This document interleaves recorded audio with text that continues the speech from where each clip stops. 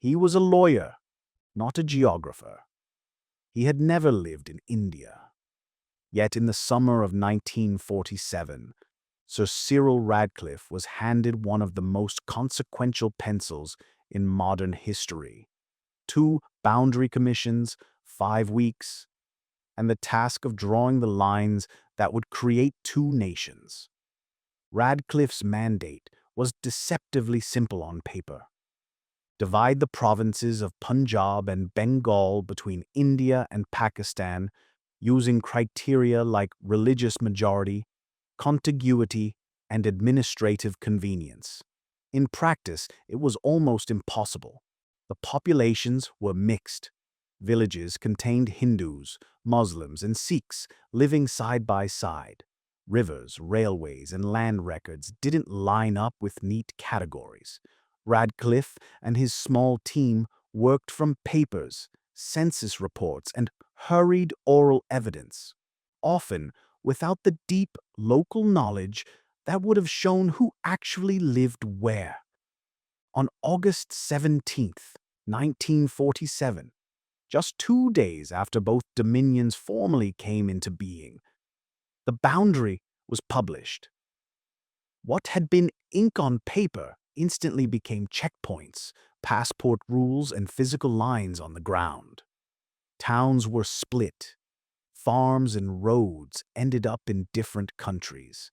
Administrative boundaries were converted into political borders with a speed that stunned people who woke to a new national map. The human cost was catastrophic. In the weeks and months after the announcement, roughly 14 to 15 million people moved across those new borders. Muslims west to Pakistan and Hindus and Sikhs east to India, seeking safety inside a religious majority. Violence and communal rioting exploded. Conservative estimates placed the death toll in the hundreds of thousands, with some studies suggesting up to 1 million or more lives lost and millions more traumatized, displaced, or separated from family and property.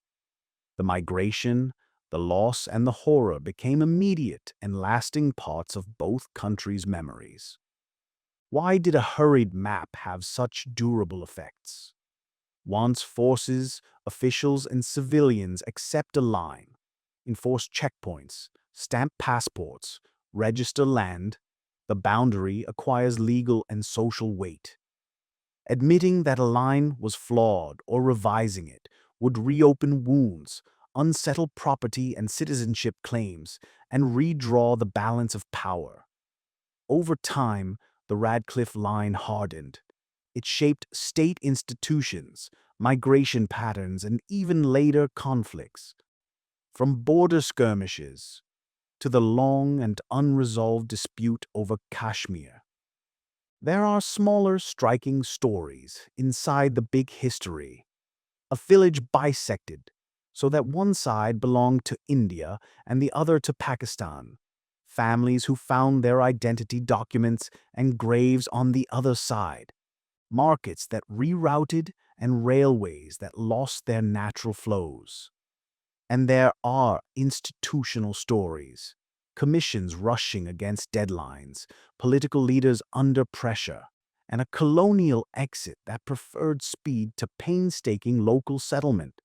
So where does that leave us today? The Radcliffe Line is more than a historical curiosity. It is an origin story for much that followed on the subcontinent. Migration patterns, contested borders, and the memories that shape national identity. Understanding it does not solve past injustices, but it does sharpen a simple and important lesson. Maps are not neutral. They reflect choices, compromises, and sometimes mistakes, and those choices can ripple across generations. If this story moved you, there's more to uncover. The original Radcliffe Award sheets, the district-by-district decisions, and the personal testimonies of those who crossed the line. History here isn't settled, it's living. Subscribe and we'll show the maps, read the files, and listen to the people who still feel the aftershocks of a line drawn in 5 weeks.